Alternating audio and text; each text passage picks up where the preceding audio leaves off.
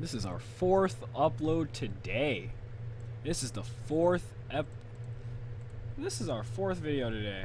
Like, it is crazy. It's been a while since I quadruple uploaded. I swear to God. All right, let me just wait for YouTube to send in the notifs to people. All right, there we go. Chat's starting to move. Okay. What is up, you awesome kisters? It is CistReactZ here, guys. Today, guys, we're going to be reacting to Game Theory, FNAF, The Monster We Missed.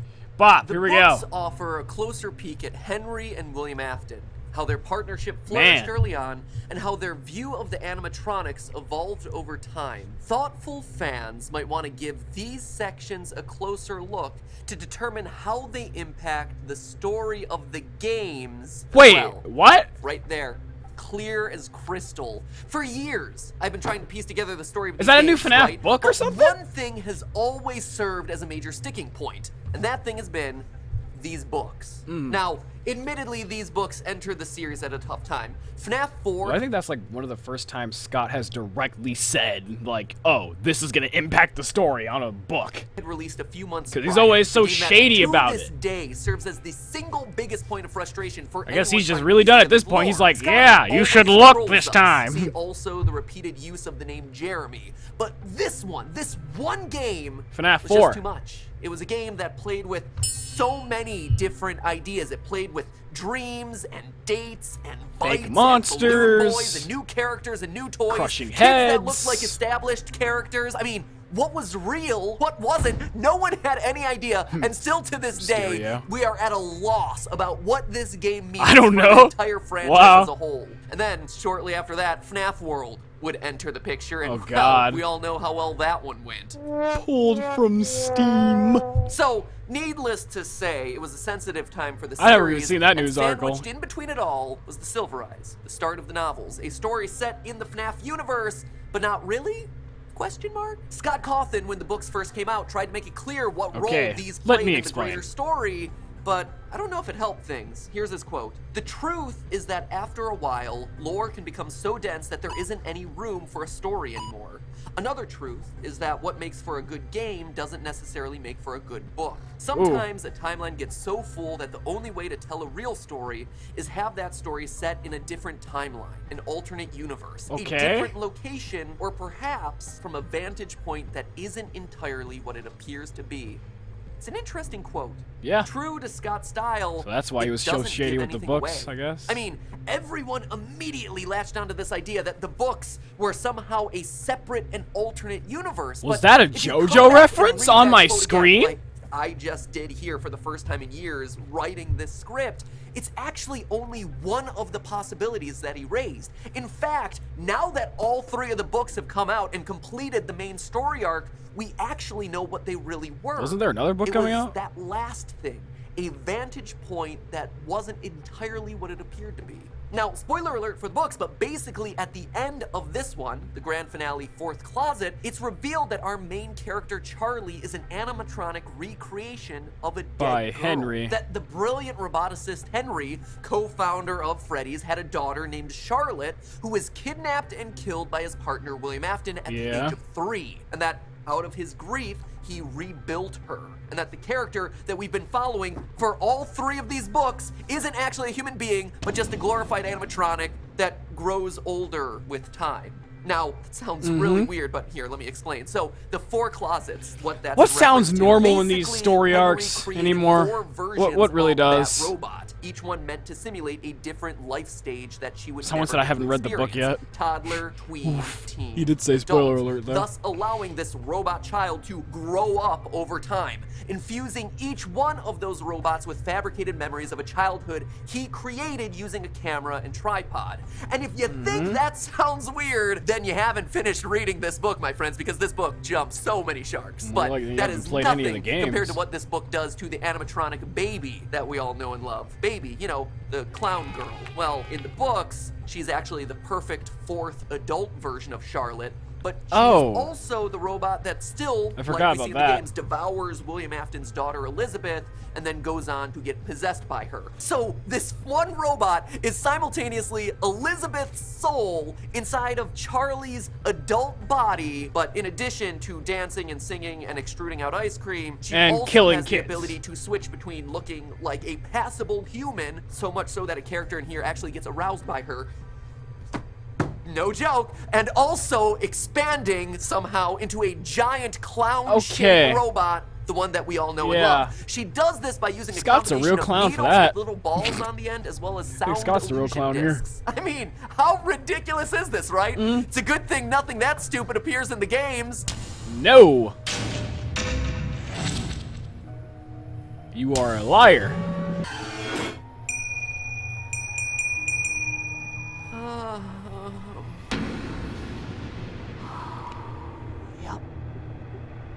They're in the games, aren't they? They are, actually. Okay, I forgot! At Baby's design. I forgot about the disc inside of Funtime Freddy, though. I forgot about that section of the game, but the first part, okay, I think we already all knew that, but presented in the games, you see exactly what this book is talking about. The needles with the little balls on the end, and yeah, even the weirdo sound illusion discs. And that's why the puppet was running around the room, or it looked like it. Fans want to dismiss the books and treat them as a separate entity, wall them off entirely from what's going on in the games.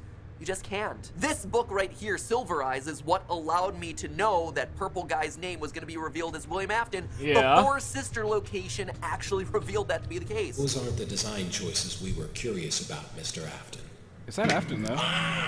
Yeah! Nailed it already! These are the things that confirm that book Susie came and out before the Fritz game? were missing children's incident victims before it appeared in FNAF 6. Or maybe I just did not listen as hard as I what Candy Cadet stories were all about. 5 animatronics, 5 souls, all melted down into one entity. But because my theories based on the books tended to frustrate hardcore community members, I backed off of an alternative universe. Here we are now, me sitting on the couch reading this. Wow. The Freddy Files Updated Edition, which, in addition to including more fan art than a typical game theory episode, also has that quote that I mentioned from earlier. Here on page 222, second to more fan art than the FNAF VR devs provided. Last page in the book, thoughtful fans might want to give these sections about Henry and William a closer look to determine how suddenly he just gives us that of the games as well.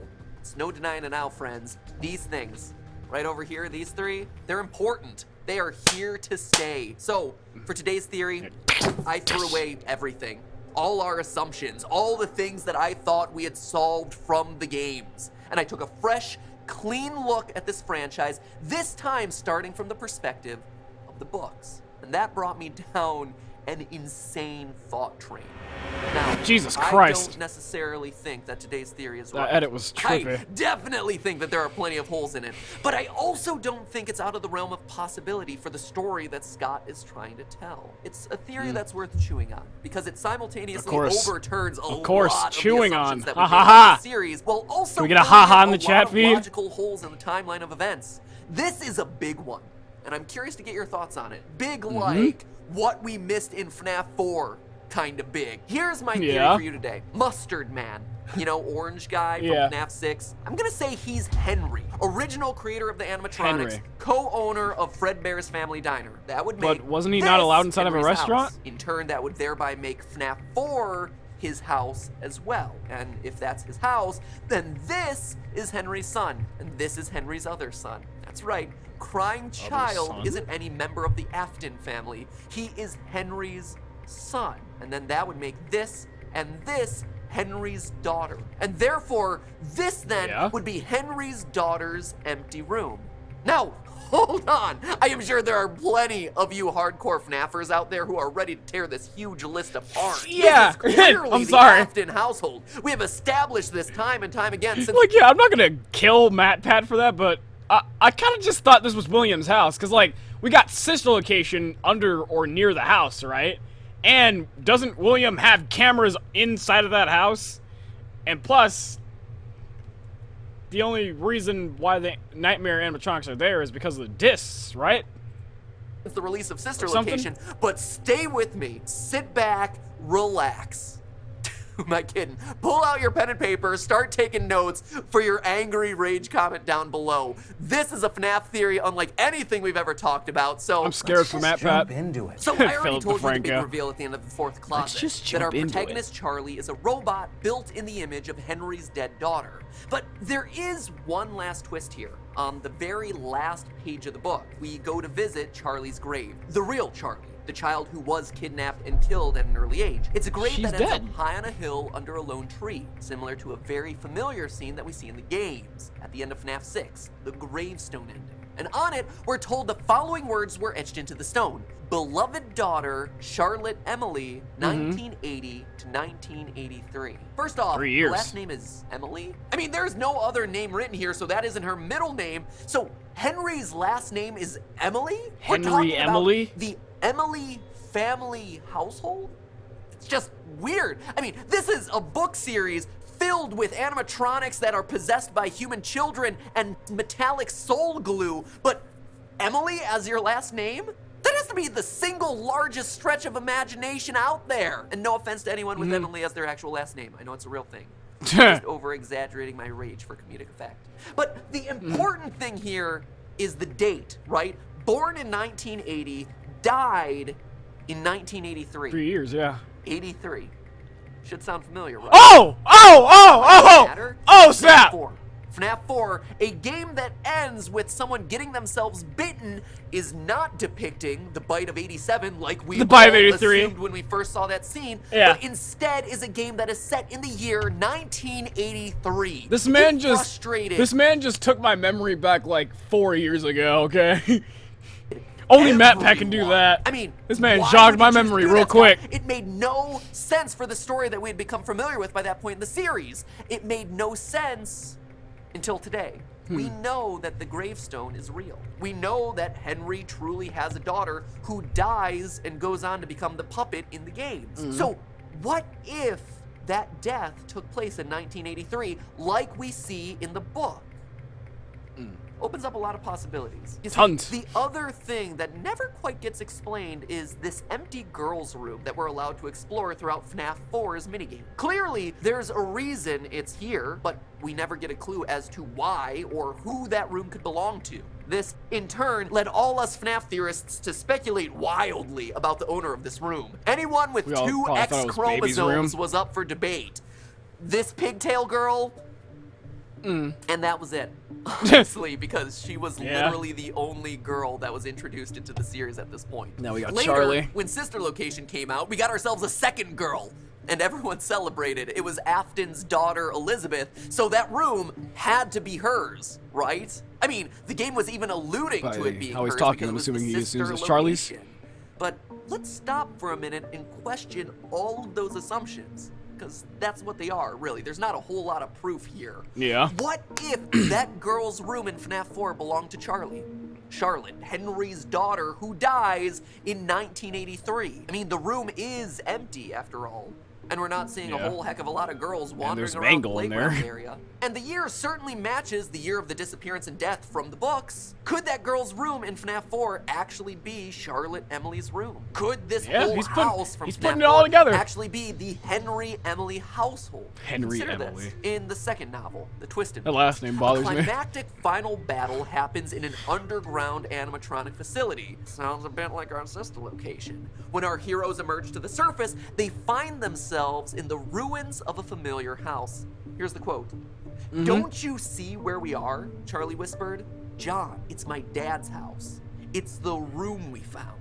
The underground room we facility found? isn't under William Afton's house. Instead, in the books, it's hidden under Henry's house. And now, what do we see in the games? A hidden facility buried directly under the FNAF 4 house. A house that we've been assuming up until this point to be Afton's house. I mean, it's not- But it's not a starting stretch. to look Henry more likes and to build. more like it might Shoot. be Henry's. And that's not all. Let's take a minute to flash back to FNAF 6, shall we? Now, overall, I feel like we've done a pretty darn good job. Uganda brother, your name is Uganda brother. Like, Get out of the chat. No one's listening to you. Job of Anyway. wrapping up the game's loose ends. We know all the names on Kill the yourself. gravestones. We know what Candy Cadet is rambling on about. We know that Fruity Maze Girl here is Susie, who gets lured away and stuffed into Chica. Heck, we even know that the game itself, this building, could be the potential box We where don't the pieces care. all come together and eventually get burned away. But the one thing that we don't know is the answer to Midnight Motorist, a minigame that, true to form, was the one moment in every FNAF game where everyone collectively looks at the screen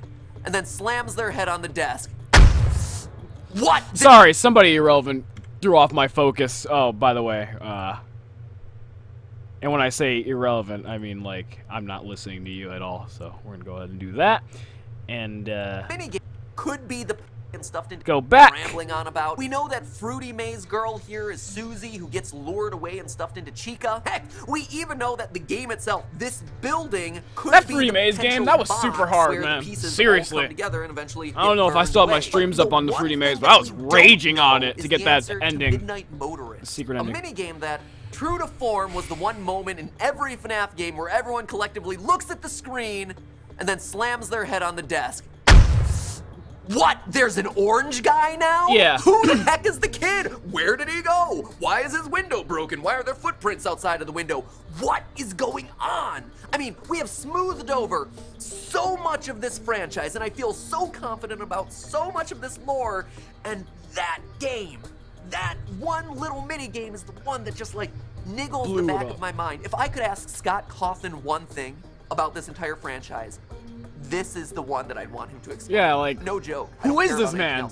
This Why is the suddenly one another colored guy? I feel so befuddled Scotty about, C, why I'm so mynightmares.com. determined to solve it, and why I'm doing today's theory. Because in the past, I've felt fairly confident saying that the mustard man here is William Afton, because he drives a purple car and he's driving away from the scene where the puppet girl died. But now, I'm not so sure. It always bothered me, and literally everyone else, that a guy who has been associated with one color, the color purple, for the entirety of this franchise is suddenly orange. I tried to dismiss it as Scott pulling a Scott, but you know, that's not the most Scott's always satisfying pulling a answer. Scott. It doesn't feel conclusive, you know? And more importantly, those footprints outside of the window. I mean, why are they there? Either an animatronic went to meet this boy outside of his window, but that seems unlikely based on how we know these animatronics behave, or it was someone in a costume showing up to lure the boy out of his room. That's an actual real That costume, one definitely too. seems like the more likely And it solution. hurts to look but at. the only person in the entirety of this franchise who would do something like that Afton. is big ol' Willie A. And why would he do something like that to his insinuating- own kid in his own house Yeah. and then get mad about it? Things just don't add up cleanly. It's a question that really started to bother me when I was playing FNAF VR Help Wanted. Glitchtrap is clearly modeled after the first suit ever used by William Afton. You can tell based on his stitching. This is a hand-sewn bodysuit rather than any sort of animatronic suit that we would see later in the series. This also coincides with the timing of the Midnight Motorist cutscene, which shows the Okay, but can we talk about, like, how Scott makes his bunny models in every single game? Why are the bunny models the only ones that are remotely scary? Like, the Bonnie models? God. of the puppet. Every single one's of the just first terrifying. major deaths But I guess of the that's why I had a entire nightmare story. about him. Glitchtrap's suit also very distinctly has 3 toes, just like the footprints outside of the boy's window. Oh! Now, as we know, Scott Cawthon likes to clarify things in his next game. And if there was one huge question mark left from before, that Midnight Motorist minigame was it. So we have ourselves a suit that would have been in use around the time of the minigame, as well as a matching foot pattern to the design that we see in the minigame. Heck, we even have ourselves a potential reference to it from Ultimate Custom Night and the Toy Chica cutscenes. Do we? He'll be mine by the end of the day. I just know it. I told him to come over later. That should be enough. And if he doesn't show up, I'll just go to his house. And if he doesn't open the door, I'll just find a window. And here's where everything starts coming together. Let's assume that William Oh! Afton, She in his directly said that, Glitchtrap too. suit with Okay. his 3 toes, is the one who's standing outside of that window, outside of Henry's house. He lures the crying child out, now Henry's son, to bring him back to the place that he loves more than anywhere else in the world, Fredbear's Family Diner. But we know that this is also the night where William takes his first victim, Charlotte, who was killed outside of the diner. This would explain why in FNAF 6, the crying child would actively run to Fredbear's against his father's will. Ran off to that place again. He'll be sorry when he gets back. 4, he would be terrified of stepping foot there. Remember what you saw and all that, as psychic friend Fredbear reminds him constantly. He saw the murder happen that night. That is what we're seeing in that FNAF 6 minigame. Meanwhile, we have ourselves the Mustard Man, who we're assuming is gonna be Henry. He has a kid who has not only run away on multiple occasions, but is so determined to do so that he's willing to break through his own window to get there. So, how do you keep him safe at home? Well, you lock him in his room. Just like we see happen. He locked you in your room again. Maybe locking him in his room isn't enough. Maybe you also have a series of security cameras hidden around the room. Heck, hidden around your house. Hiding a security camera inside the fridge. Oh, he's insinuating those are okay. To keep your son safe.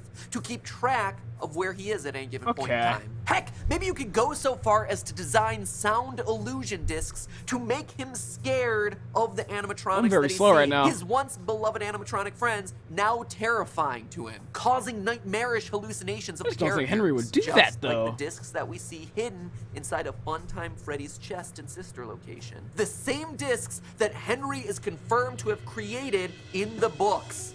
These two. Okay, Henry would do that. Never mind. In these two books.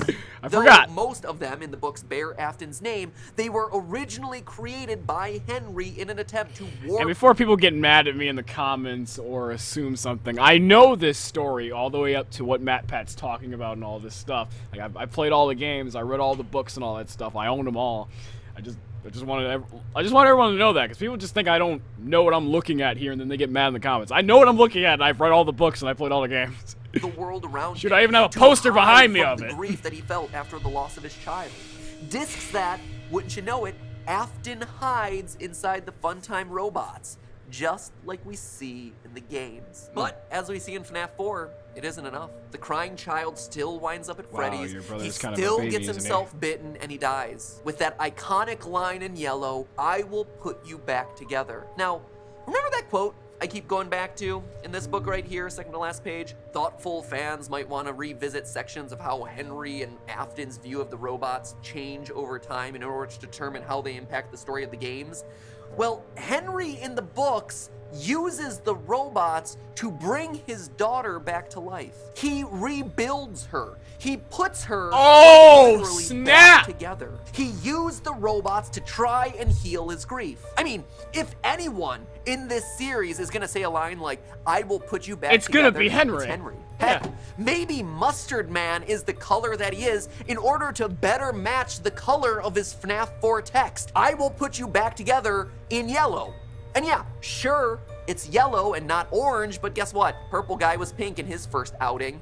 As the series has gotten darker, so too has the color palette. But seriously, there are two colors that are relatively similar. Maybe there's a connection there. We all thought it was a second murderer. And if the crying child is indeed Michael, as I've talked about a lot in past theories, Henry literally rebuilding his lost son like he does his lost daughter in the books explains all of the weirdness of Mike's behavior throughout the series. How he's able to survive being scooped, how he has fragmented memories of his past, how he doesn't die after puking up mom's robot spaghetti, yeah, MatPat's right. Everyone's gonna be mad at this switch of theory. By fire. I should be dead. But I'm not. It's also worth noting that at no point in the series is Michael ever explicitly identified as Michael Afton. Now, it seems like Mike in Sister Location is referring to William Afton as father. And he's British too. And him saying, then you see Springtrap appears, definitely makes it seem like he's going out and looking for William, but that may just be another Scott misdirect. It's open to interpretation. I mean, this scene alone still has people convinced that Springtrap is Mike trapped inside of the suit. Mike Trap, even though I feel like it's pretty well established at this point that it's William Afton in there. It's still Will Trap. But there are people who are vehemently isn't he called Afton? That Mike Trap is the reality of the canon of this series. Regardless of the whole Michael stuff, William Afton in these books is all about achieving immortality through the robots. Isn't the Springtrap He's interested in the sight. Yeah, isn't the Springtrap like noted as Afton or referred to as him? Or I think there was some game that referred the suit directly as his name. of it all. He wants to study the original FNAF gang and replicate the living metal that resulted from their deaths. That's why we see him tearing apart the robots in FNAF 3's minigames. He wants access to their metal. He wants to harvest it to run experiments. He wants to melt down those living endoskeletons so he can harness the possessed metal to create the Funtime animatronics. I mean, that is the whole point of Candy Cadet's stories in FNAF 6. 5 things melted together down to create one thing. And it's exactly what we see happen as a huge plot point in the final book. Henry, on the other hand, is the emotional one. He's a creator who gets too invested in his own work. He's a bit of a neglectful father while he's alive, but he's devastated when he loses his daughter, turning to the one and only thing that he knows and understands to try and bring her back: robots. He goes to extreme lengths to use his robotic skills to try and bring her back to life, and he does it. He succeeds. He creates the most absurdly lifelike humanoid animatronics ever in science fiction, and they have to be to do some of the stuff that you see happen in these books because it is absurd. But if we are super absurd to apply the themes of these books to the games, then this isn't the Afton family household. It's the Emily. It doesn't make sense. It's the Emily family household. It would explain this the man is factory going to under stir house. the community It would in explain 6 the different empty ways, girl's man. bedroom in FNAF 4. It would explain the 1983 date that we're presented with. It would say why Mustard Man is yellow, why there are footprints outside the window, why the crying child is suddenly scared of Freddy's, and it would even go so far as to explain the line, "I will put you back together." I mean, are there holes to this thing? Absolutely. Lots. Are there things that are difficult to explain? Are you kidding me? This is FNAF. Lots of things that are hard to, like, connect, to. too. White House. It's an extreme theory, but I think it's one that's worth And the considering because believe. of its alignment with the books, and because of the lingering threads that it answers. Which is why today I encourage the hardest you answers to are the- discuss down below in sometimes the the real comments, ones. discuss over on Reddit, and most importantly to remember that it's all Just a theory, a game theory. A game theory. Thanks for watching. I think this is the one time he said to himself, "Thank God that's my outro. It's just a theory, a game theory."